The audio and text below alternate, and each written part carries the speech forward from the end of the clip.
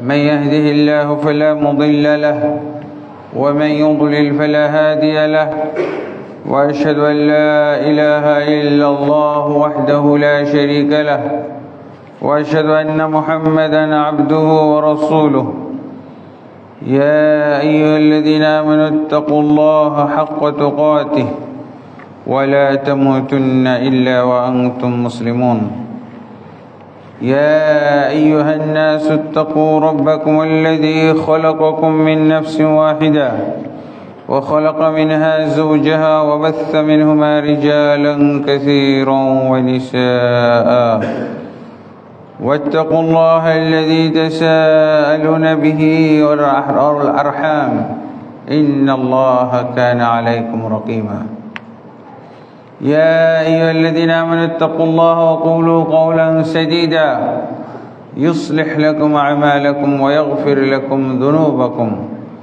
ومن يطع الله ورسوله فقد فاز فوزا عظيما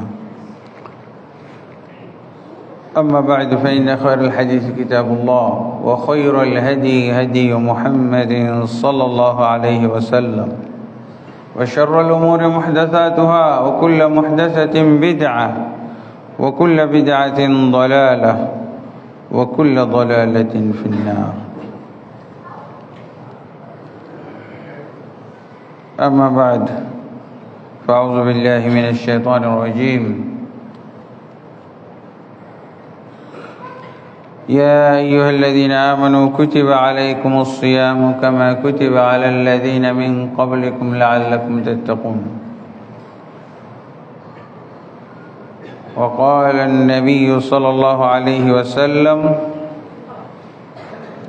كل عمل ابن آدم له الحسنة بعشر أمثالها إلى 700 ضعف قال الله عز وجل إلا الصيام فإنه لي وأنا أجزي به إنه ترك شهوته وطعامه وشرابه من أجلي للصائم فرحتان فرحة عند فطره وفرحة عند لقاء ربه ولخلوف فم الصائم أطيب عند الله من ريح المسك رواه البخاري وغيره আলহামদুলিল্লাহ আল্লাহ তাবারক ওয়া তাআলার অসংখ্য অগণিত তারিফাত যে আল্লাহ তাবারক ওয়া তাআলা অত্যন্ত দয়া এবং মায়া করে আমাদেরকে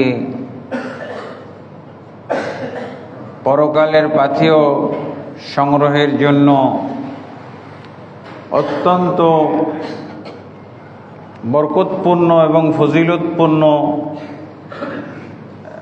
এবং আমল ইবাদত সমৃদ্ধ একটি মৌসুম মাস মাহে রমাদান পাইয়ে দিয়েছেন আলহামদুলিল্লাহ রাব্বিল আলামিন নবী মুহাম্মদুর রাসূলুল্লাহ সাল্লাল্লাহু আলাইহি ওয়াসাল্লামের প্রতি অসংখ্য অগণিত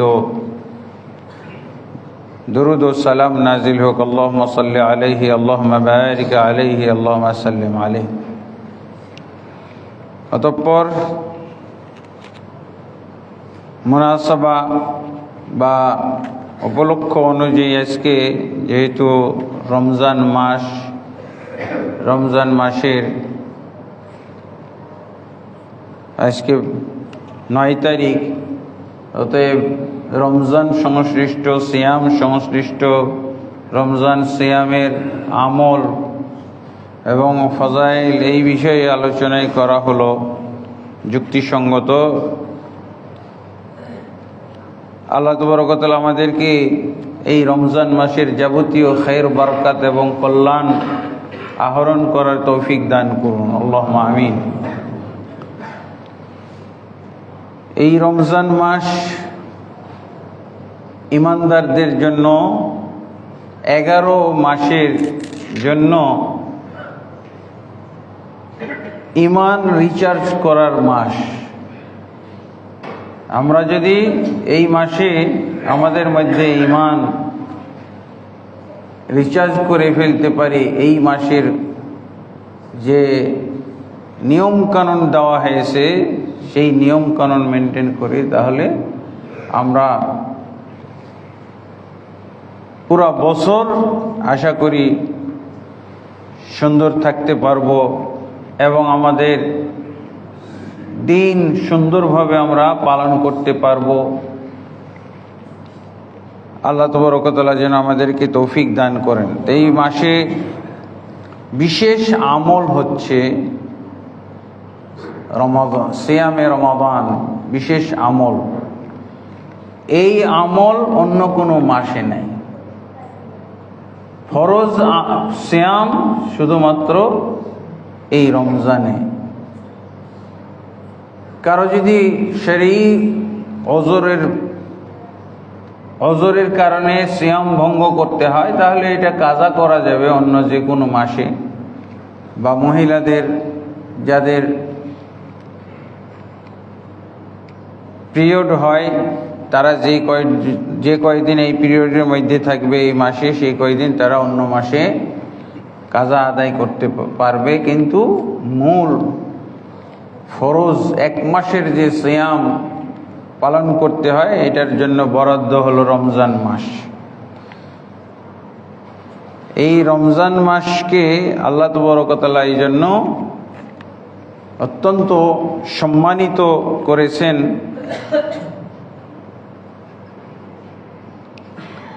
এবং এই মাসের মধ্যে বেশ কিছু আলাদা ফজিলত এবং বৈশিষ্ট্য দান করেছেন।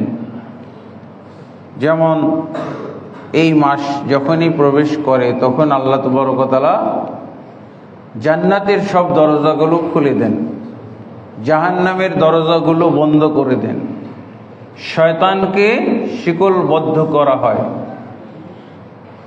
অন্য বর্ণনায় আছে যারা উচ্ছৃঙ্খল, বেশি উচ্ছৃঙ্খল যেগুলো শয়তান, তাদেরকে শিকলবদ্ধ করা হয়, বন্দী করা হয়।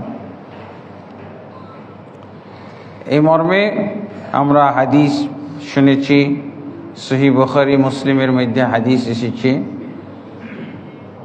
যাতে করে বান্দারা শয়তানের ওয়াসওয়াসা থেকে, শয়তানের চক্রান্ত থেকে, শয়তান যে বান্দাদেরকে বিভ্রান্ত করে এই বিভ্রান্ত করা থেকে বিরত থাকতে পারে, যেন বাধা বিঘ্ন ছাড়া তারা ইবাদত বন্দি করতে পারে। এবং এই হাদিসের আমরা সত্যতা পাই। রমজান আসার সাথে সাথে যেহেতু মসজিদগুলো ভরে যায়, যোহর, আসর, মাগরিব, এশা প্রত্যেকটা ওয়াক্তেই মসজিদ ভরে যায়। কারণ যারা শয়তানের ইবাদত করত তাদের বস বা শয়তান ইবলিস বন্দী হয়েছে, এই জন্য তারা আল্লাহর দিকে ফিরে এসেছে। আর শয়তানের তো পথ হলো খুবই চাকচিক্যপূর্ণ, খুবই সৌন্দর্যমণ্ডিত, আকর্ষণীয়।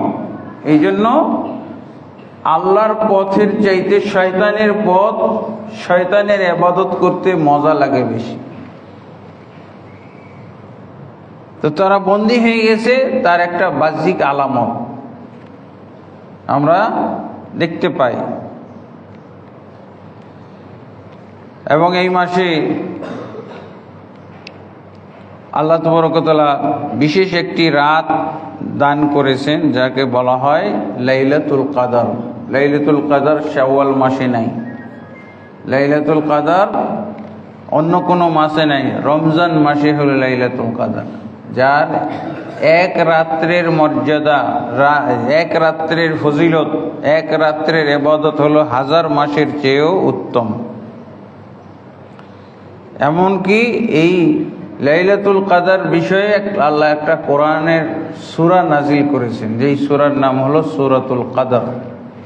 ইন্না আনজালনাহু ফি লাইলাতুল কদর, নিশ্চয়ই আমরা এই গ্রন্থকে নাজিল করেছি লাইলাতুল কদরে। লাইলাতুল কদর হলো এই মাসে, যেই লাইলাতুল কদরে আল্লাহ কোরআন নাজিল করেছেন। আর আল্লাহ অন্য আয়াতে বলছেন শাহরু রমাদান আল্লাযী উনজিলা ফীহিল কোরআন, রমজান এমন একটি মাস যেই মাসে কোরআন নাজিল করা হয়েছে। কিন্তু যারা কোরআনের দলিল মানে না, সহি হাদিস মানে না, জাল জয়ীফ হাদিস যাদেরকে মজা লাগে, তারা দাবি করে যে কোরআন নাজিল হয়েছে শাবানে, শবে বরাতের রাত্রে, এবং শবে বরাতের রাতকেই তারা লাইলাতুল কাদার হিসেবে বেশি ব্যাখ্যা করে। আর ষড়যন্ত্র হিসেবে তারা একটা শব্দ চয়ন করেছে লাইলাতুল কাদারের, মানে আরবিটা নেয় নাই, ফার্সি নিয়েছে। শবে বরাত, সব মানে রাত, আর বরাত মানে হলো ভাগ্য, কাদার, বরাত মানে আরবিতে হলো কাদার। এটা হলো ষড়যন্ত্রমূলক একটা নাম বা শব্দ। এই নামের মধ্যেই অপরাধ, নামটাই হলো অপরাধমূলক একটা নাম, লাইলাত শবে বরাত। শবে বরাতে তর্জমা করতে বলবেন ওই হুজুরকে, মৌলবীকে, আরবিতে তর্জমা করেন। আরবিতে তর্জমা কি হবে? লাইলাতুল কদর। লাইলাতুল কদর, লাইলাতুল কদরের যেটা অর্থ, ফার্সি অর্থ, এটা নাকি শাবান মাসে। আর লাইলাতুল কদর যেটা আরবি, এইটা হলো রমজানে। মানে আসলে বেদাতীরা যে মূর্খ হয়, অজ্ঞ হয়, পশুর মতো জ্ঞান বিবেক বিবেচনাহীন। ওই রাতটার একটা আরবি নাম আছে, সেটা হলো লাইলাতুন নিসফ মিন শাবান, মানে মধ্য শাবানের রাত। তারপরও এই রাতটার ফজিলত আর আমলের হাদিসগুলো সব জয়ীফ, জাল। ফজিলতের ব্যাপারে যদিও বলা হয়েছে, কেউ কেউ বলছেন ইবনে তাইমিয়া রহমতুল্লাহ আলাইহি, আল্লামা মুবারকপুরি, আলবানী, ওনারা বলছেন যে ফজিলতের হাদিসগুলো কিছুটা গ্রহণযোগ্য, তবে সব লাইলাতুল নিসফ মিন শাবান, মধ্য শাবানের রাতের ফজিলতে যে আমলের ব্যাপারে সব হাদিস হলো জাল, জয়ীফ, একটাও সহি হাদিস নেই। তো আলহামদুলিল্লাহ, তাহলে আমরা অবশ্যই সতর্ক হব। গত রমজানে, গত শাবানে আমরা যে ওয়াজ শুনেছি, এই ওয়াজ অনুযায়ী কারো যদি আকীদা বিশ্বাস হয়ে থাকে যে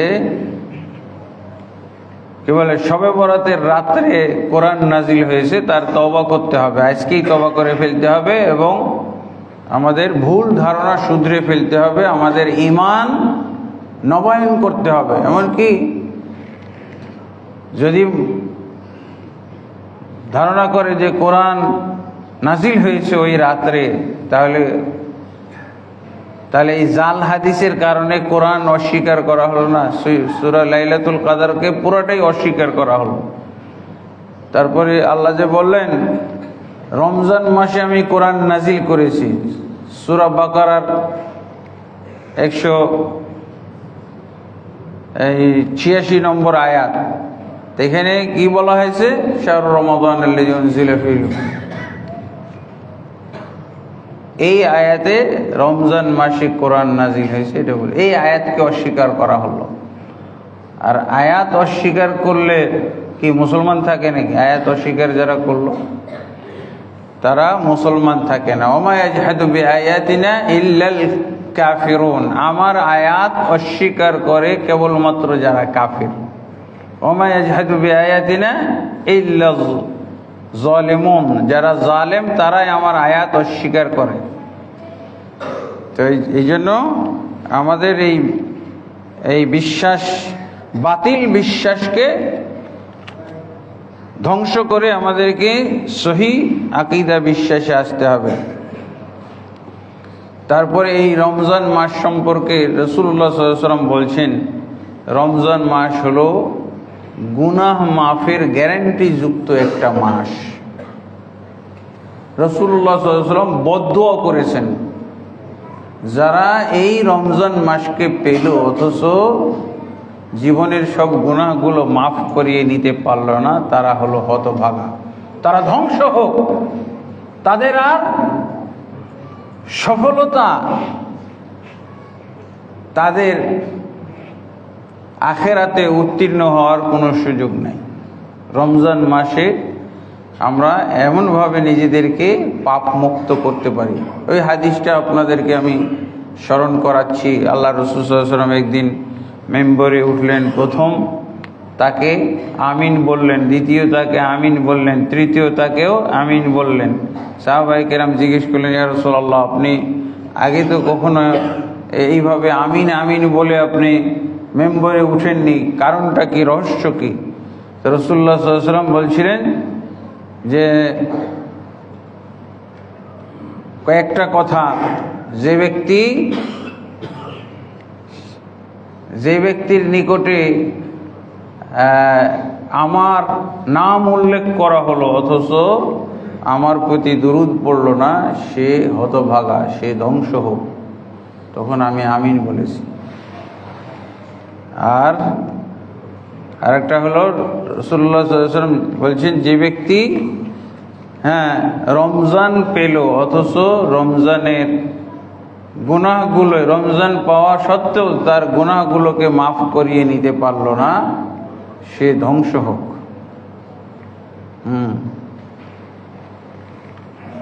আল্লাহ রাসূল সাল্লাল্লাহু আলাইহি সাল্লাম এভাবে বদদুয়া করেছেন। আরেকটা হলো ওই যে পিতা মাতাকে বৃদ্ধ অবস্থায় পেল অথচ তাদের সেবা করে সে সফল হইতে পারল না, গুনাহ মাফ করে নিতে পারল না, আখিরাতে সে সফল হওয়ার ব্যবস্থা গ্রহণ করতে পারল না, সেও হলো হতভাগা। সে ধ্বংস হোক। আমরা আজকাল পিতা মাতাকে মূল্যায়নই করি না।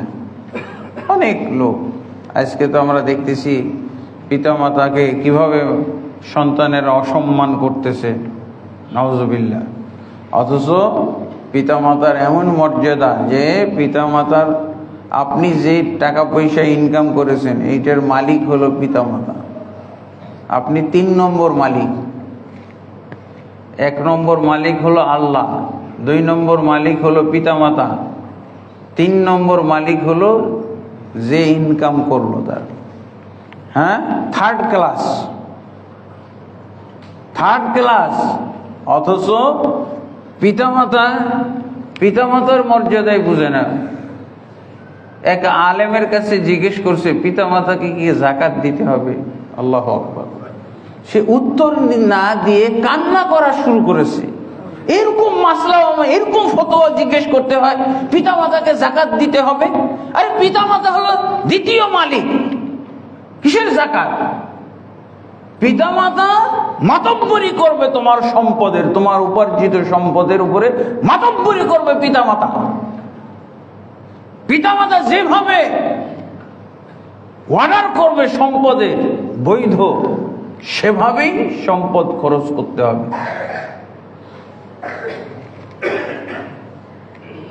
যেই সন্তানের টাকা পয়সা আছে কিন্তু পিতামাতার নাই, ওই পিতামাতার উপর হজ ফরজ। কিছুই করতে হবে না, আপনি খালি বলবেন আমার হজের রেজিস্ট্রেশন হলো, এত টাকা লাগবে, তাড়াতাড়ি জমা দে তুই। হজ ফরজ। আমি রমজানে এত টাকা দান করব, টাকা বাইর কর, কোথায় আছে? ব্যাংক থেকে নিয়ে। বাইতুল মামুর জামে মসজিদের নির্মাণ কাজে আমি ব্যয় করব। সন্তান এইটা হলো অধিকার দিয়েছে, আল্লাহু আকবার। আরো আমার অধিকার, এটা শুনলেই মাথা নষ্ট হয়ে যাবে। কোনো কারণে ক্ষিপ্ত হয়ে রেগে যদি পিতা মাতা সন্তানকে মারলো, মারতে গিয়ে নিহত হয়ে গেছে, তার কেসাস নাই, হত্যার বদলে হত্যা যে ইসলামের বিধান, এটা পিতামাতার ক্ষেত্রে প্রযোজ্য নয়। আল্লাহু আকবার। বুঝেছেন পিতামাতার কি হক, পিতামাতার পাওয়ার কি, এই সম্পর্কের দাম কি? আপনাকে হত্যা করে ফেলে, ইসলামে বিচার নাই, হত্যার বদলে হত্যার বিচার নাই। আল্লাহ করলে করতে পারে, কিন্তু এই দুনিয়া, এই হলো পিতামাতা। এই জন্য আল্লাহ রাসূল সাল্লাল্লাহু আলাইহি ওয়াসাল্লাম বলছেন, পিতামাতাকে সে পেল এত বড় নেয়ামত, রমজানের সাথে তুলনা করেছে। রমজান যেমন নেয়ামত, ঠিক পিতামাতা এরকম সন্তানদের জন্য নেয়ামত। পিতামাতাকে সন্তুষ্ট করে যে জান্নাতে যেতে পারল না, সে হতভাগা, ধ্বংস, সে ধ্বংস হোক, রসুলের বদদুয়া প্রাপ্ত, রসুল আমিন বলে গেছেন এই বদদুয়ার উপরে। আল্লাহ তাবারক ওয়া তাআলা আমাদেরকে বুঝার তৌফিক দান করুন এবং আমল বাস্তবায়ন করার তৌফিক দান করুন, আল্লাহুম্মা আমিন। এরপরে এই রমজানের বিশেষ আমল হলো কি? বিশেষ আমল হলো সিয়াম। বিশেষ আমল সিয়াম। এই সিয়াম আর কোনো মাসে নাই। সিয়ামের অর্থ কি? সওম বা সিয়াম, আমরা রোজা বলি, এই ফার্সি শব্দগুলো বাদ দেওয়া দরকার। সিয়াম, সওম এগুলো পালন, এগুলো বোঝার তৌফিক, এই যে বোঝার চেষ্টা করি, এগুলো ব্যবহার করার চেষ্টা করি। যাকাত আর হজ ঠিক আছে, আরবি ভাষা, কোরআন এবং হাদিসের ভাষায় ব্যবহার করি। কালেমাটাও ঠিক আছে, কালিমা, খালি দুই জায়গায় সমস্যা। সালাতের জায়গায় নামাজ ধরে ফেলছি, আর সিয়াম সওমের জায়গায় রোজা, এই দুইটা বাদ দিলে, তিনটা তো ঠিক আছে, এই দুইটা কমপ্লিট করে ফেললে কোর্স কমপ্লিট। সিয়াম, সিয়াম অর্থ হলো বিরত থাকা। কি থেকে বিরত থাকবে না? সিয়াম বিরোধী কাজ থেকে, কাজকর্ম আচরণ থেকে বিরত থাকবেন, এই হলো সিয়াম। আর এই বিরত থাকাটা ইবাদতের নিয়তে। ইবাদতের নিয়তে যদি আপনি বিরত থাকেন, কি থেকে? সুবহে সাদেক থেকে সূর্যাস্ত পর্যন্ত সিয়াম বিরোধী জিনিসগুলো, আইটেমগুলো থেকে ইবাদতের নিয়তে বিরত থাকবেন। নিয়ত তো লাগবে, নিয়ত ছাড়া ইবাদত হয় না। আপনি সারাদিন খাইতে পাননি, পানিও পাননি, কি সিয়াম হয়ে গেছে নাকি? 1.5 দিন সিয়াম হয়ে গেছে। একদিন সিয়াম করতে হবে আপনার, 1.5 দিন সিয়াম হয়ে গেছে। রাত 12টায় আপনি খাইতে পারলেন, সিয়াম হয়েছে? কেন হয় নাই? নিয়ত ছিল না। এটা ইবাদতের নিয়তে যদি আপনি বিরত থাকেন, তাহলে এটা হবে সিয়াম। খানা পানি এবং খানা পানির স্থলাভিষিক্ত যাবতীয় জিনিস, যাবতীয় খাদ্যদ্রব্য, এমনকি ঔষধ, এগুলো, স্যালাইন, যেগুলো আমরা রগে পুশ করি, এই স্যালাইন, এগুলো সব খাদ্য পানীয়ের অন্তর্ভুক্ত। আর রাখি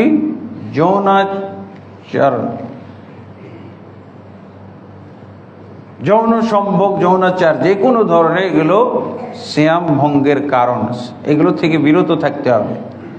তবে এগুলো যদি ভুল ক্রমে, ভুলে গিয়ে, স্মরণ ছিল না, বলে গিয়ে মানে স্মরণ ছিল না, স্মরণ না থাকার কারণে পান করে খেয়ে ফেলেছেন, পান করে ফেলেছেন, একেবারে পেট ভরে খেয়ে ফেলেছেন, কোনো সমস্যা নেই। তাহলে আপনার সিয়াম কমপ্লিট করবেন। আর এই যে ভুল ক্রমে খেয়ে ফেললেন, এটার একটা ফজিলত আছে। কি ফজিলত? ফাইন্নামা আতআমাহুল্লাহু ওয়া সাকাহু। ভুলে যে খেয়ে ফেলেছে রমজান মাসে, এইটা খাওয়ার অর্থ, সব ভুলই কিন্তু শয়তানের পক্ষ থেকে হয়। কিন্তু রমজান মাসে সিয়াম রেখে, সিয়াম অবস্থায় যে খানা খাই, পান করি, এইটার হাদিসে এসেছে, ফজিলত এসেছে কি? আতআমাহুল্লাহু ওয়া সাকাহু। আল্লাহ তাকে খাইয়েছেন, আল্লাহ তাকে পান করিয়েছেন। আল্লাহু আকবার। এটা শয়তানের পক্ষ থেকে না। কুয়েতে আমি একবার আমার ড্রাইভারের সামনে কি যেন খাইতে শুরু করেছি রমজানে, এটা শুরুর দিকে বেশি হয়, তো উনি হাসতেছে। আমি বলছি, তুমি কেন হাসো? বলছে, আমি দেখতেছি তোমাকে আল্লাহ কিভাবে খাওয়াইতেছে। আল্লাহর খাওয়ানোটা দেখতেছি, আল্লাহর। তখন আমি তো সাথে সাথে যে কোনো ভাবে স্মরণ হয়ে গেলে বিরত হইতে হবে, বিরত থাকতে হবে। তো এইটা হলো। অথচ আমাদের দেশের অনেক মুফতি মুহাদ্দিসেরা ফতোয়া দেয় যে ভুলে খেয়ে ফেললে, ভুলে পান করে ফেললেও আপনার রোজা ভেঙে যায়। ভুল কথা। আর আপনার শরীর থেকে যদি কিছু বের হয়ে যায়, যেমন বমি বের হয়ে গেল, রক্ত বের হয়ে গেল, আরো কত কিছু বের হয়, এগুলোর কারণে সিয়াম ভঙ্গ হবে না। এগুলো ঢুকাইলে সিয়াম ভঙ্গ হবে, কিন্তু বের হয়ে গেলে আপনি তো কতবার পায়খানা করতেছেন, প্রস্রাব করতেছেন, বের হয়ে যাচ্ছে, আপনার রক্ত ক্ষত, হ্যাঁ, কোথাও জখম হয়ে রক্ত বের হয়ে গেল, আপনার সিয়াম ভঙ্গ হবে না। হ্যাঁ, তবে মহিলাদের ঋতুস্রাব বের হলে সাথে সাথে অথবা সন্তান প্রসব করার সাথে সাথে সিয়াম ভঙ্গ হয়ে যাবে। এগুলো পুরুষ ব্যক্তির ভিতর থেকে কিছু বের হইলে সিয়াম ভঙ্গ হবে না। বমি, একটা বমি কথা বলা হয়, বমি করলে সিয়াম ভঙ্গ হয়ে যায়, ভঙ্গ হয় না। মানিস্তাকা, যে ব্যক্তি ইচ্ছাকৃতভাবে বমি করে তার সিয়াম ভঙ্গ হবে, কিন্তু রোগের কারণে, রোগ ব্যাধির কারণে কারো যদি বমি হয় এতে করে সিয়াম ভঙ্গ হবে না। তাহলে সিয়ামের অর্থ হলো সিয়াম বিরোধী জিনিসগুলো থেকে, সুবে সাদেক থেকে সূর্যাস্ত পর্যন্ত, হ্যাঁ, বিরত থাকার নাম হলো সিয়াম। সিয়াম শব্দের অর্থ হলো বিরত থাকা। তাহলে এটা হলো বিরত থাকার ইবাদত। আরো আনুষঙ্গিক অনেক বিষয় হাদিসে এসেছে, এগুলো থেকে আমাদেরকে বিরত থাকতে হবে। মিথ্যা কথা বলা, চুগলখড়ি করা, গীবত করা, পরনিন্দা চর্চা করা, হ্যাঁ, দুর্নাম বদনাম এগুলো নিয়ে পড়ে থাকা, মানুষের দোষ ত্রুটি বলে বেড়া, ঝগড়াঝাটিতে লিপ্ত হওয়া, ঝগড়া ফাসাদ করা, এগুলোতে সিয়াম ভঙ্গ না হলেও সিয়ামকে একেবারে আধামারা করে ফেলে। আধামারা একেবারে সিয়াম ভঙ্গ হওয়ার কাছাকাছি। এগুলো সিয়ামের কোনো মূল্য পাওয়া যায় না। তো এগুলো থেকেও আমাদেরকে বিরত থাকতে হবে। আল্লাহ রাসূল সাল্লাল্লাহু আলাইহি ওয়াসাল্লাম বলছেন, অনেক সিয়াম পালনকারী তারা সিয়াম থেকে শুধু কি পায়? ক্ষুধা আর পিপাসার কষ্টটাই তাদের লাভ, এছাড়া আর কিছু পায় না। মানে তার যে পরকালীন উপকার ছিল এটা সে পাবে না। এই জন্য আমাদেরকে সিয়াম অবস্থায় এগুলো থেকে বিরত থাকতে হবে। তো আমরা এইভাবে যদি সিয়াম পালন করি তাহলে রাসূলুল্লাহ সাল্লাল্লাহু আলাইহি ওয়াসাল্লাম কি বলছেন? মান সামা রমাদানা ঈমানান ওয়া ইহতিসাবান গুফিরা লাহু মা তাকাদ্দামা মিন যামবি। যে ব্যক্তি সিয়াম পালন করবে ঈমানের সাথে, ইহতিসাবের সাথে, তার অতীতের গুনাহগুলো আল্লাহ মাফ করে দেন। ঈমানের সাথে সিয়াম পালন করতে হবে। ঈমান বলতে আমরা যেই সংজ্ঞা দিয়ে থাকি, ঈমানের যে সংজ্ঞা, হ্যাঁ, ইসলাম, ঈমান, ইসলামের বিষয়গুলো, আল্লাহ এবং রসুলের বিষয়, কোরআন সুন্নাহর বিষয়, এগুলো আমরা অন্তরে ধারণ করব। অন্তরে কি এমনভাবে বিশ্বাস করব যে একেবারে এটাকে বিশ্বাসের সাথে অন্তরকে বেঁধে ফেলব।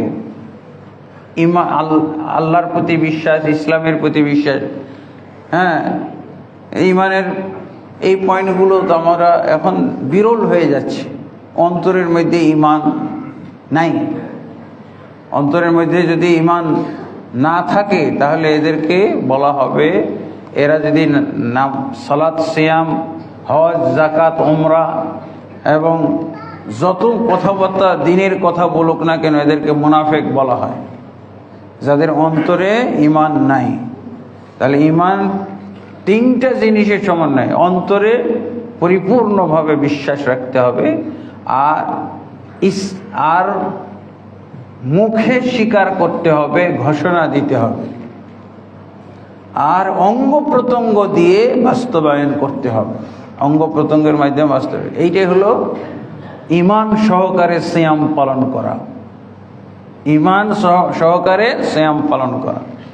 আর ইহতিসাব, ইহতিসাব মানে সওয়াবের আশায়, নেকির আশায়, গুনাহ মাফের আশায়, জান্নাতে যাবার আশায়, পরকালে পুরস্কার পাওয়ার আশায় মানুষকে দেখানোর জন্য নয়।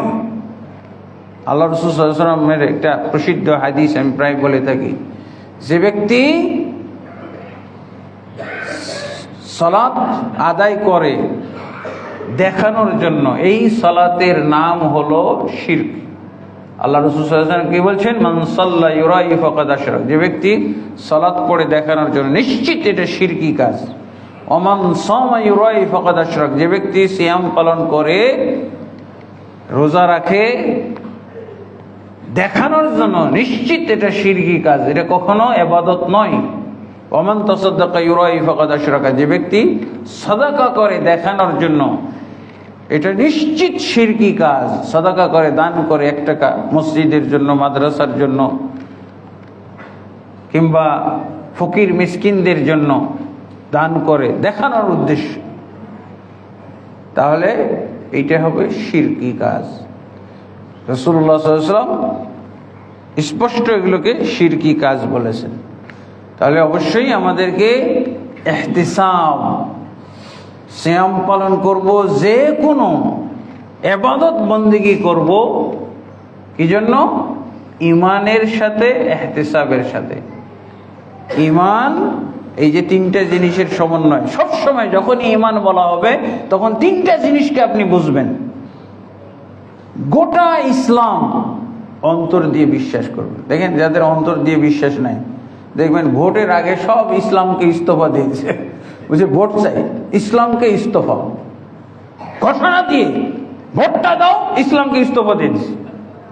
কিসের মুসলমান? 80 বছর যাবৎ বেচারার কষ্ট করতেছে, দিন কায়েম করব, ইসলাম কায়েম করব। অন্তরে না থাকলে যে কোনো সময় ইস্তফা হয়ে যেতে হবে। এবং আপনার কাছে সহজ, দিন কায়েম করা খুবই সহজ।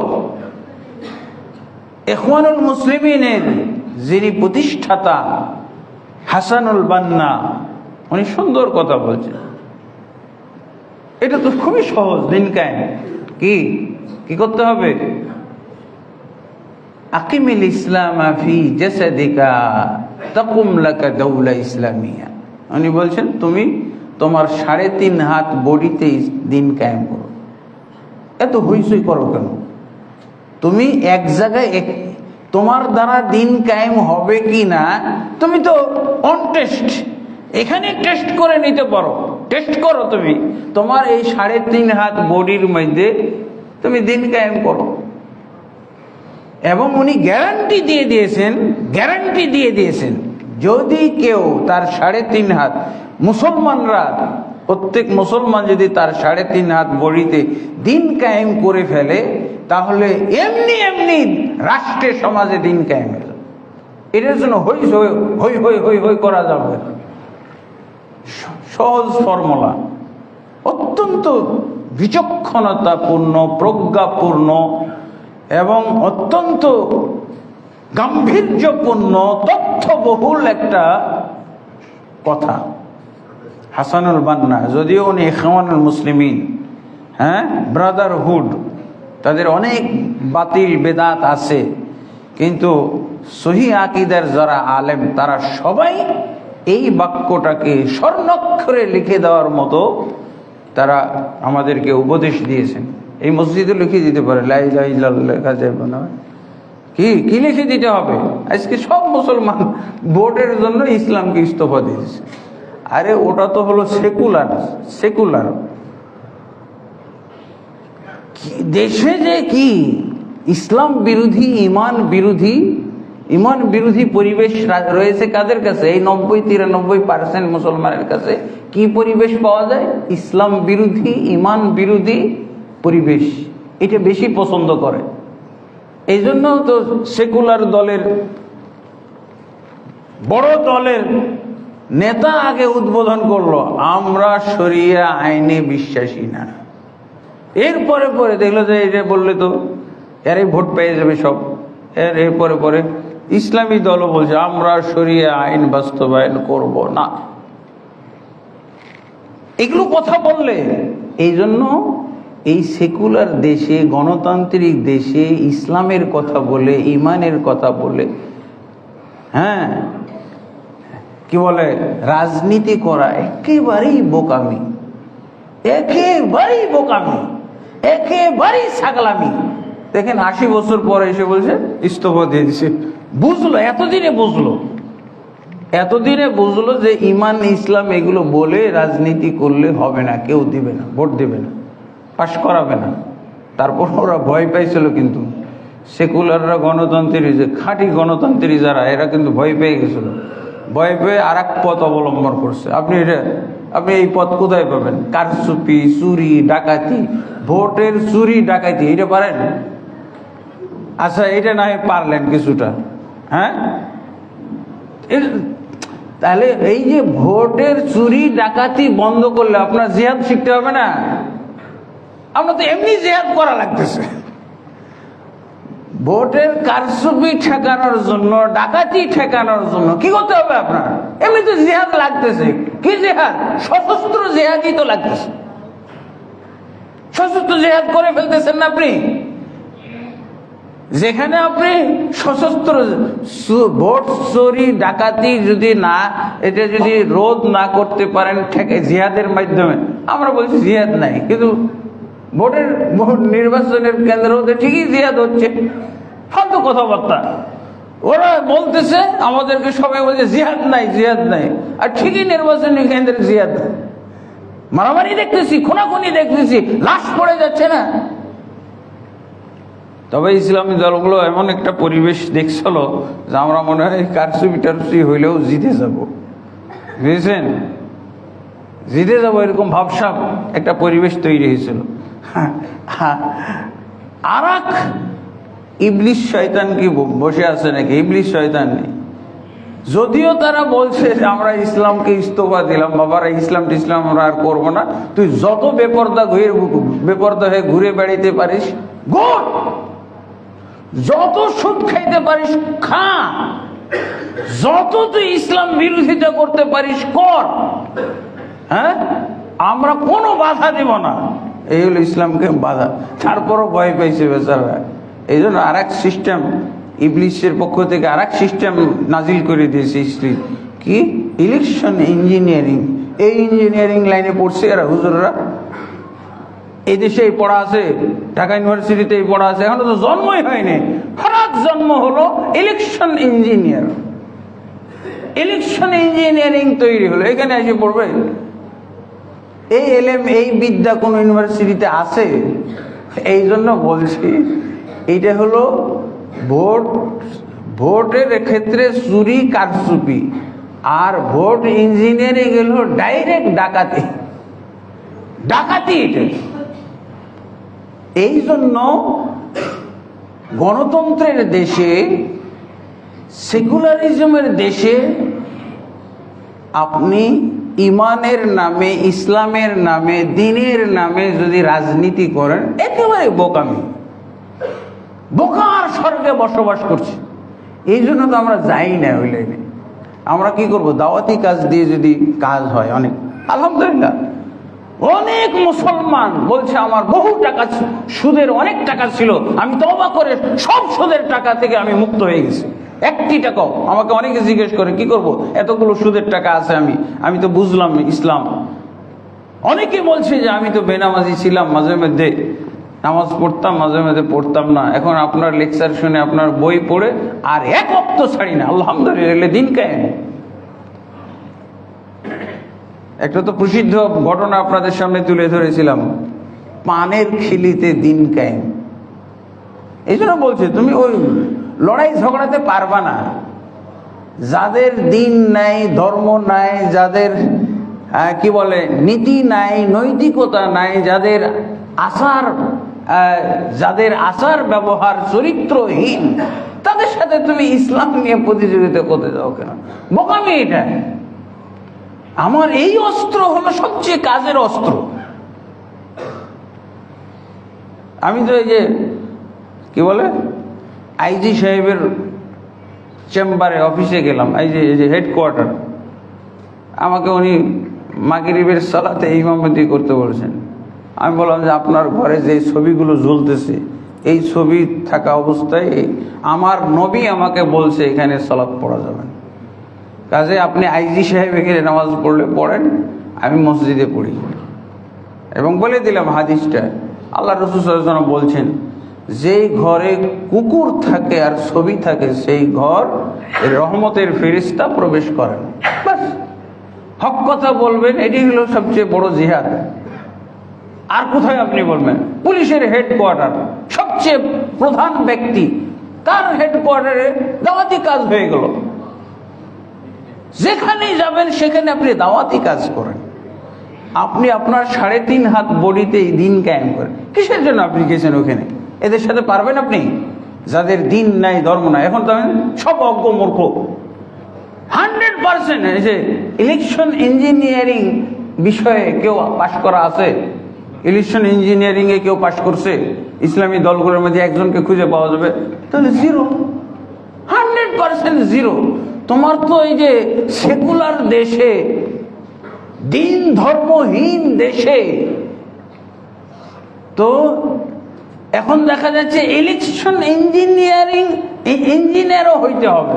তো এই ইঞ্জিনিয়ার তো আমরা করি নাই। এই ইঞ্জিনিয়ার কোন দলের মধ্যে আছে? এবার থেকে তাহলে শুরু করেন। আপনি হয়তো ইসলামের কথা বলে ক্ষমতায় যাইতে চাচ্ছেন, তাহলে এরকম ইঞ্জিনিয়ার তৈরি করেন।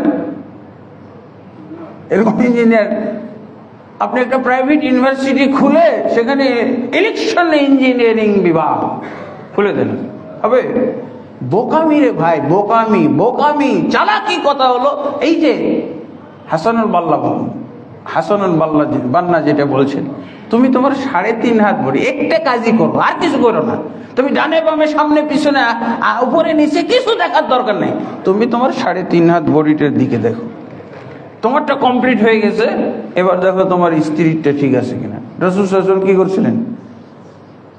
আবু বকরের কাছে যাই না, আগে স্ত্রীর কাছে গেছে, যে রে আমি খানা দেই, একসাথে বিছানায় শুই, কত মিল মহব্বত, একে আগে বলি।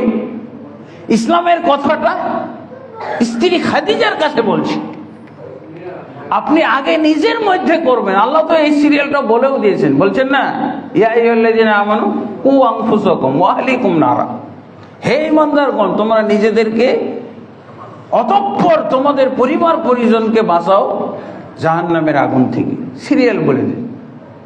এখন কত লম্বা প্রক্রিয়া, ক্ষমতায় যাব, প্রেসিডেন্ট হয়ে যাব, প্রধানমন্ত্রী হব, তারপরে সালাত কায়েম করবো, লম্বা প্রশ্ন।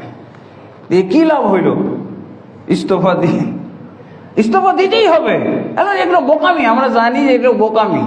এই জন্য আল্লাহ রসুল চালাকি কাজ করেছে।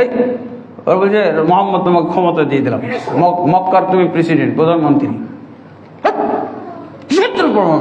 তোরা কাফের, আমি আসছি তোরাকে মুসলমান করতে, কিসের তোর প্রধানমন্ত্রী? আমি কিসের? আমি মক্কার লিডার, আমার দরকার নাই।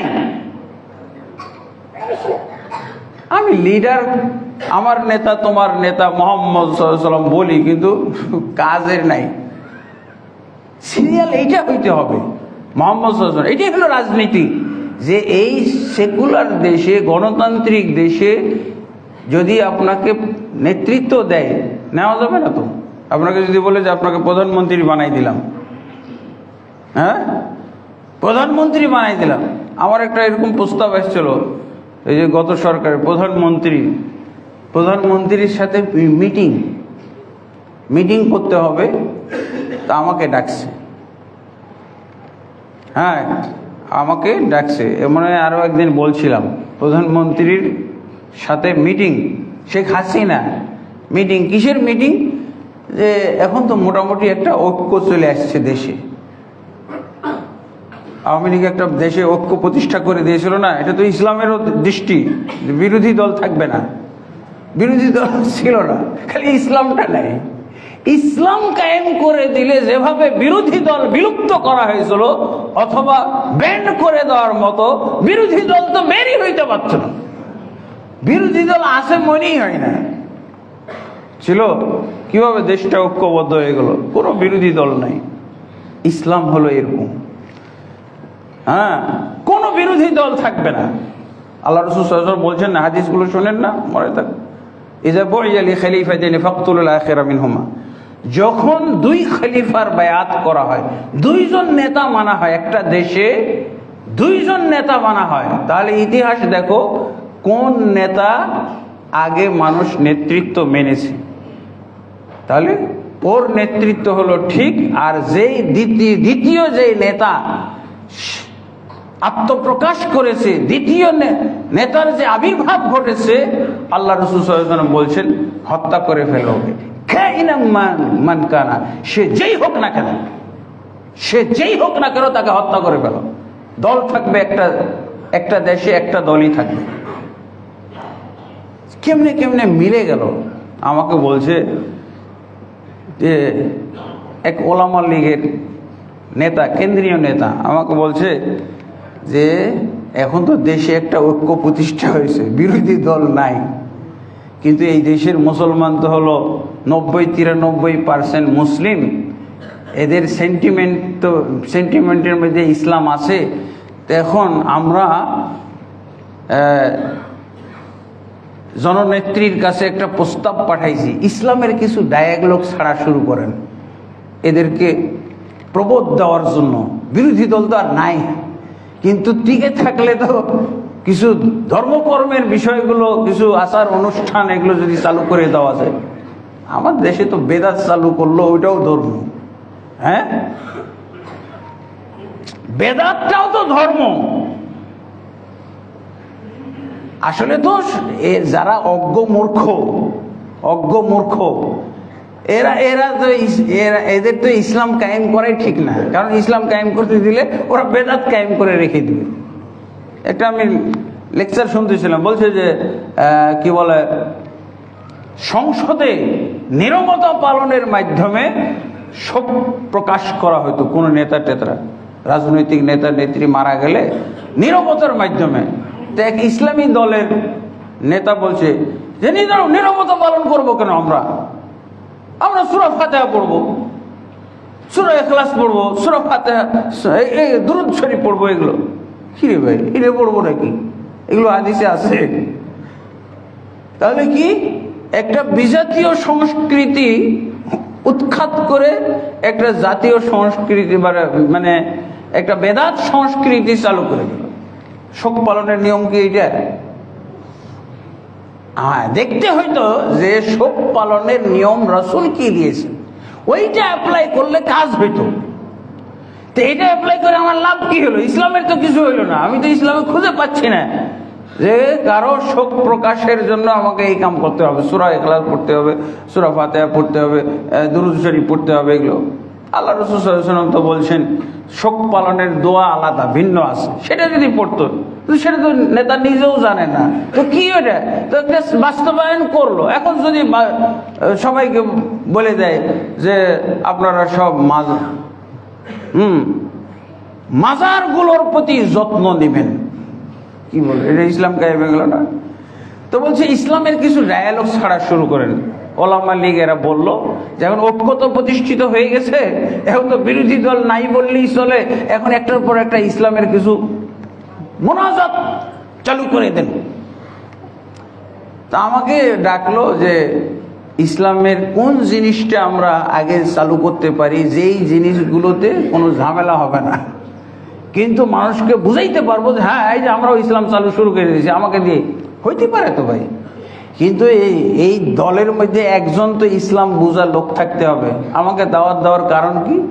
যদি প্রধানমন্ত্রী এমন কোনো বিষয় ইসলাম নিয়ে প্রশ্ন করে যেটা আমাদের কাছে রেডিমেড এলেম নাই, এই জন্য আমাকে হায়ার করে নিয়ে যাচ্ছে।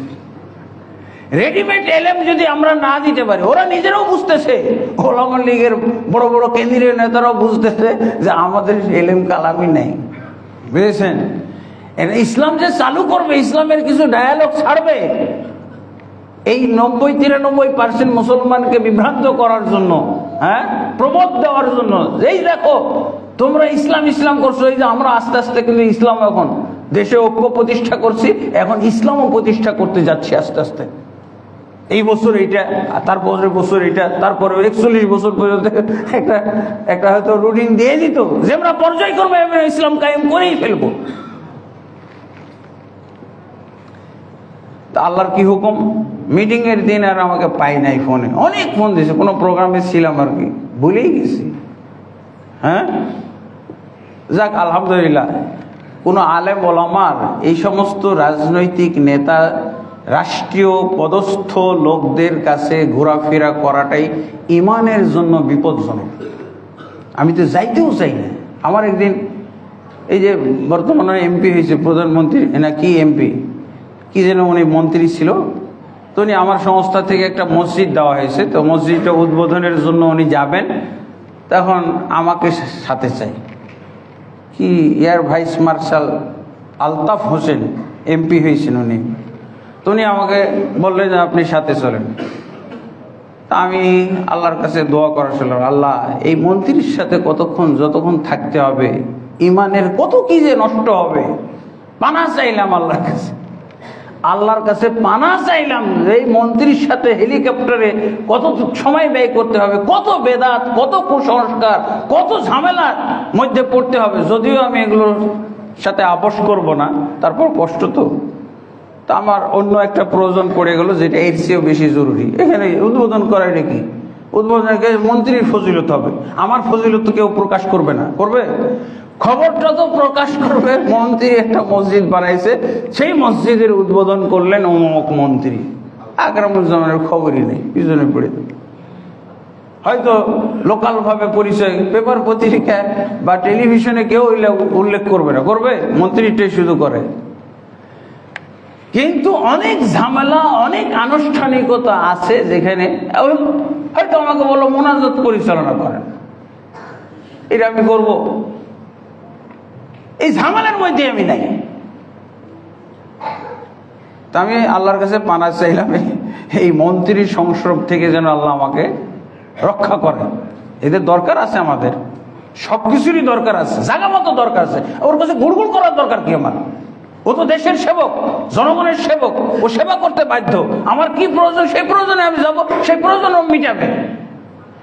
এমনি অকারণে আমি কেন তার কাছে যাব? বিনা কারণে কেন তার কাছে যাব? আমার ইসলামে ইমান, ইসলামের সুরক্ষার জন্য আমি যাব না। আর ওদের প্রয়োজন, আমার তো মুসিরও প্রয়োজন হয় না?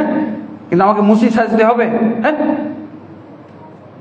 মুসির পাশে যে আমাকে বসে থাকতে হবে? মুসি আমার জুতা সেলাইয়ের দরকার আছে, জুতা সেলাই করেন, শেষ, আমার কাম শেষ। আমার সুইপারের দরকার আছে পরিষ্কার পরিচ্ছন্নতার জন্য, সুইপারের দরকার আছে না? এখন কি আমাকে সুইপার হইতে হবে? সুইপারের ঘনিষ্ঠতা অর্জন করতে হবে?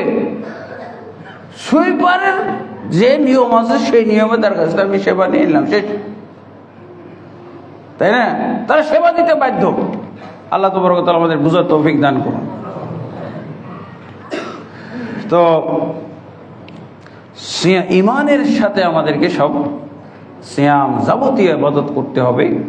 আর রমজান মাসে আরো আনুষঙ্গিক কিছু ইবাদত বন্দিগি আছে, যে ইবাদত বন্দিগিগুলো আমরা এই রমজান মাসে বাড়তি এর বাড়তি কিছু ফজিলত যোগ হয়। যেমন কিয়ামুল লাইল আমরা পালন করি, অন্য মাসে তো তাহাজ্জুদ পড়ি, কিন্তু এই মাসে জামাত সহকারে পড়লে সারা রাত কিয়ামুল লাইল পালন করার সওয়াব পাওয়া যায়। তারপর এই মাসে আছে লাইলাতুল কাদার। এই মাসে লাইলাতুল কাদার 1000 মাসের চেয়ে উত্তম। এই লাইলাতুল কাদার আমরা যেন পাওয়ার চেষ্টা করি, এর জন্য আমাদের এতেকাফের নিয়ম আছে। এতেকাফ করব।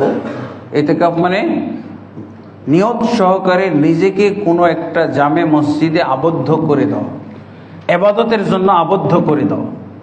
আপনি নিয়তের মাধ্যমে আবদ্ধ হয়ে গেলেন, যখন নিয়ত করে ঢুকলে আর বের হইতে পারবেন। বের হবেন শুধুমাত্র ইসলাম অনুমোদন করে এমন কাজে, প্রস্রাব পায়খানা, এই ওয়াশরুম টশরুম যাইতে খাইতে হইতে পারে, বা কেউ হয়তো আপনার সাথে দেখা করতে আসছে সংক্ষিপ্তভাবে, তার সাথে দেখা করলেন, আর বাকি সব সময় চালাবেন। ঘুম বিশ্রাম যতটুকু প্রয়োজন ততটুকু আপনি গ্রহণ করলেন, এরপরে সব ইবাদতে কাটাবেন। তাহলে কি হবে? লাইলাতুল কাদরটা আপনি ঠিকঠাক মতো পেয়ে যাবেন, আলহামদুলিল্লাহ। এরপরে এই মাসের উমরা পালনটা এখন গজবে পরিণত হয়েছে। উমরা এখন ফজিলত ছিল, এখন গজবে পরিণত হয়েছে। এমন অবস্থা, মানুষ হজ বাদ দিয়ে এখন হজ বাদ দিয়ে এখন উমরায় যায়। যারা হজ করেছে তারা উমরায় যায়, প্রতি বছরই যাক, সমস্যা নাই। কিন্তু হজের বিকল্প পথ বানিয়ে ফেলেছে উমরাকে, আউযুবিল্লাহ। এটা নাজায়েজ, এই উমরা বেদাত হয়ে যাবে। যারা বলতেছে যে আমরা হজে 7 লাখ টাকা, 6.5 লাখ টাকা, 5.5 লাখ টাকা লাগে, এই জন্য হজ করবো না, কি করব, উমরা করব, উমরা করলে 1.5 লাখ টাকা লাগে। সব জায়গায় আপনি সুবিধাবাদী হইলে তো হবে না। যদি আপনি উমরা পালন করেন হজ্জের বিকল্প হিসেবে, এই উমরা বেদাত হবে, এই উমরা গুনার কাজ হবে। আজকাল এখন যাওয়াই যায় না, আপনি উমরায় যাইতে পারবেন না। আমি গত বছর যাইতে পারি না, বলছে উমরাওয়ালারা এত বেশি ঢুকছে যে এখন আপনি যাইতে পারবেন না। টিকিট কেটেও আমার ভিসা দেয় নাই, এবারও তাই হচ্ছে। আমাদের প্রথম গ্রুপ রমজানের, গতবারের শিক্ষা হওয়ার কারণে প্রথম গ্রুপ আমাদের রমজানের শুরুতে পাঠাই দিয়েছি, আর দ্বিতীয় গ্রুপ রমজানের মাঝামাঝিতে এটা ক্যান্সেল করে দিয়েছি। সুই ফেলার জায়গা নাই, তিল ধরার জায়গা নাই মক্কা মদিনা কোথাও। হজের চাইতে কয়েক গুণ না মানুষ বেশি। এই উমরা তো ফজিলতের উমরা না, যদিও আল্লাহ রাসূল সাল্লাল্লাহু আলাইহি ওয়াসাল্লাম বলছেন উমরা রমজানে উমরা করলে হজের নেকি, এমনকি রাসূল সাল্লাল্লাহু আলাইহি ওয়াসাল্লামের সাথে হজ করার নেকি পাওয়া যায়। কিন্তু হজ আদায় হয়ে যাবে তা তো বলা হয় না। অনেক সময় বোনাসটা বেতনের চাইতে বেশি হয়ে যায়, তাই না? কিন্তু আমাকে বেতনের অধিকারী, বেতনের উপযুক্ত তো হইতে হবে। আমার ফরজ ছিল হজ, আমি বিকল্প পথ হিসেবে যদি হজ বাদ দিয়ে, এই যে কোটা 1,27,000, সেখানে প্রায় 50,000 মতো কোটা পূর্ণ হইল না। অথচ আগে আমাদের কোটা শর্ট পড়তো, 10,000 কোটা বৃদ্ধি করা হয়েছিল। অনেক ঘোরাঘুরি করার পর 10,000 কোটা বৃদ্ধি করা হয়েছিল।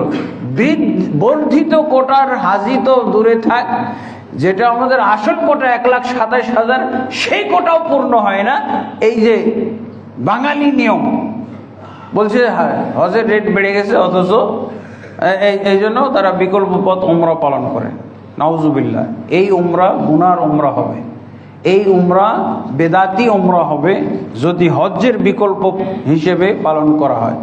হজ তো উমরা তো নফল, হজ হলো ফরজ। এই জিনিসটা বুঝতে হবে। এখন আমরা মক্কা মদিনাকে অচল করে ফেলেছি, আর লোক ধরতেছে না। কত মানুষ, গত বছর 50,000 লোক টিকিট কেটে ভিসা পাই নাই, বলছে মক্কা মদিনায় আমরা আর আপনাদেরকে গ্রহণ করার মতো জায়গা খালি নাই। একজন বলতেছে 3 গুণ হোটেলের দাম হয়ে গেছে, 3 গুণ, 1 গুণের একের জায়গায় 3 গুণ। তারপরও তো হজের চাইতে কম, হিসাব করতেছে কি, তারপরও তো হজের চাইতে কম। লাগুক 2 লাখ, আমার তো ওই যে 5 লাখ 3 লাখ বেঁচে গেল, আমার 3.5 লাখ তো বেঁচে গেল। এই যে এগুলো বাঙালি হিসাব, এগুলো ধর্মীয় হিসাব না। তা আল্লাহ তাবারক ওয়া তাআলা আমাদেরকে বুঝার তৌফিক দান করুন। এরপরে আমাদের আছে জাকাত, জাকাতুল ফিতর। রমজান মাসে জাকাতুল ফিতর, সম্পদের জাকাত এবং জাকাতুল ফিতর। অনেক মুসলমান, যেহেতু রমজান ফজিলতের মাস, এই জন্য সাধারণ সম্পদের জাকাত বের করে। জাকাত বের করার সময় অবশ্যই সূক্ষ্ম হিসাব করতে হবে। ট্যাক্স ফাঁকি দেওয়ার মতো করে জাকাত ফাঁকি দেওয়ার চেষ্টা করবেন না। অনেকে শাড়ি দিয়ে দেয়, লাইন ধরে সব 10 টাকা, 20 টাকা, 100 টাকা এই বিতরণ করে। এগুলো নাউজুবিল্লাহ, এগুলো ঠিক না। একজন ফজিলত বলতেছে, আমাদের বর্তমান যিনি প্রধান নাকি ধর্মমন্ত্রী, ওনার বাড়ির সামনে নাকি যাওয়াই যায় না, বাড়িতে ঢুকাই যায় না, সবসময় লাইন। জাকাতের টাকা দেয়, 20 টাকা, 100 টাকা এরকম করে বিতরণ করতে, লম্বা লাইন সবসময় থাকে। জাকাত হবে অবশ্যই, জাকাত আপনার সম্পদকে হালাল করার জন্য, জাকাত হবে আপনার সম্পদকে পবিত্র করার জন্য। জাকাত না দিয়ে সেই টাকা যদি মূলধনের সাথে মিশিয়ে রাখেন, পুরা সম্পদ নাপাক হয়ে যাবে, অপবিত্র হয়ে যাবে। এই সম্পদ দ্বারা আপনি কোনো ইবাদত বন্দেগী, দান খয়রাত করলে আল্লাহর কাছে কবুল হবে না। এই জিনিসটা আমাদের মনে রাখতে হবে। জাকাতুল ফিতর এই মাসে। আর দানের বিষয়টা, সবচেয়ে শ্রেষ্ঠ দান হবে মসজিদের। মসজিদকে যদি আপনি দান করেন, এই যে মসজিদের কাজ চলমান আছে, এবং আল্লাহ রাসূল সাল্লাল্লাহু আলাইহি ওয়াসাল্লাম বলছেন কি, যে ব্যক্তি একটা মসজিদ নির্মাণ করবে তার জান্নাতে বিশেষ অট্টালিকা নির্মাণ করা হবে। একটা কাতাত পাখির মতো যদি কেউ মসজিদ নির্মাণ করে তার জন্য জান্নাতে বিশেষ অট্টালিকা নির্মাণ করা হবে। আল্লাহু আকবার। এই জন্য এই হাদিসটা খালি বিদেশিদের জন্য। আমরা অনেকটি কুয়েতবাসীর টাকা দিয়ে মসজিদ করছি, প্রায় 1000-এর উপরে 1015টা মসজিদ। তো আমরা দেখতাম এক এক দাতা মনে হয়েছে পাগল হয়ে গেছে এরকম। গত বছরও একটা মসজিদের ফান্ড পাঠাইছে, এই বছরও পাঠাইছে, এই বছরও পাঠাইছে, একই লোক। অথচ আমরা দুনিয়ায় এই সম্পদকে ধরে রাখার চেষ্টা করি।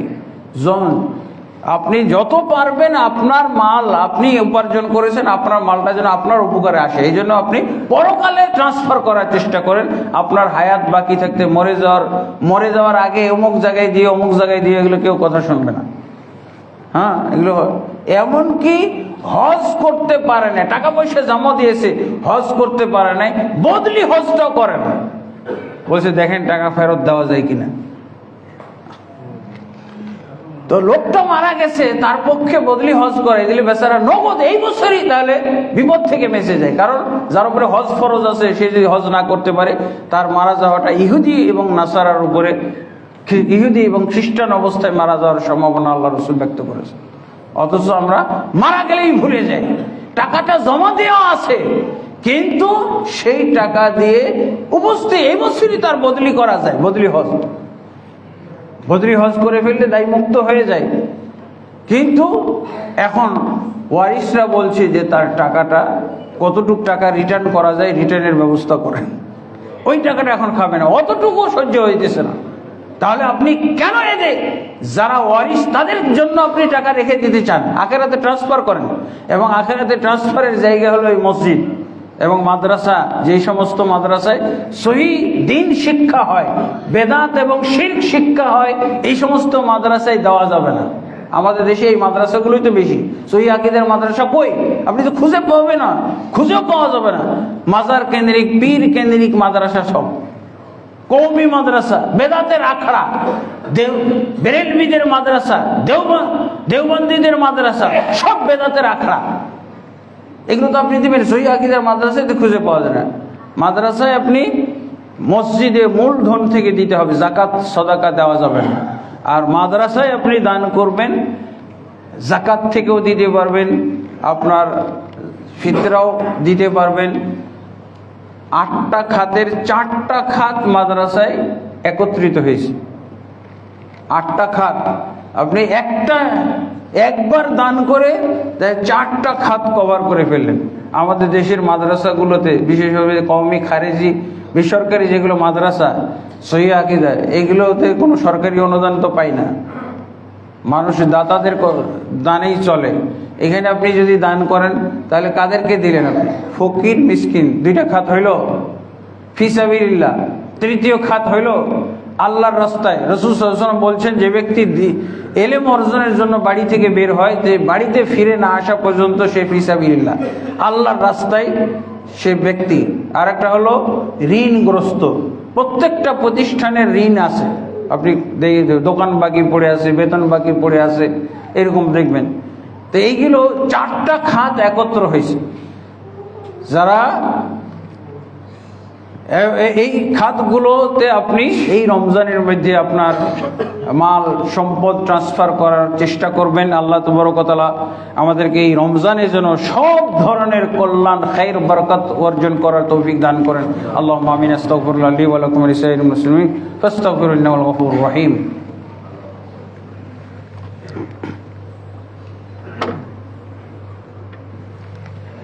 আলহামদুলিল্লাহি রাব্বিল আলামিন, আসসালাতু ওয়াসসালামু